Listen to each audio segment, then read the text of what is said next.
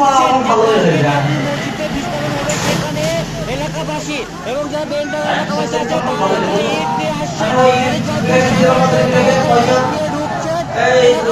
তারা একটা দুটো পাঁচটা দশটা তারা ইট নিয়ে ঢুকছেন। এই মধ্যে আমরা দেখানোর চেষ্টা করবো, এই মধ্যে ইট নিয়ে ঢোকার চেষ্টা করছে বাবরি মসজিদ ভিত্তি স্থাপন হবে, সে ভিত্তি স্থাপনে ইট নিয়ে যাওয়ার চেষ্টা করছে। এবং আগামীকাল বেলা 12টার সময়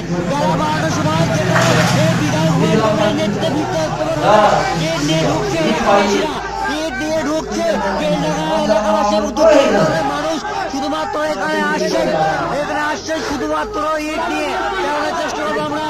ইট নিয়ে এলাকাবাসীরা আসছেন এবং 10টা যে যেমন পাচ্ছে চেষ্টা করছেন যে আগামীকাল বাবরি মসজিদের ভিত্তি স্থাপন হবে।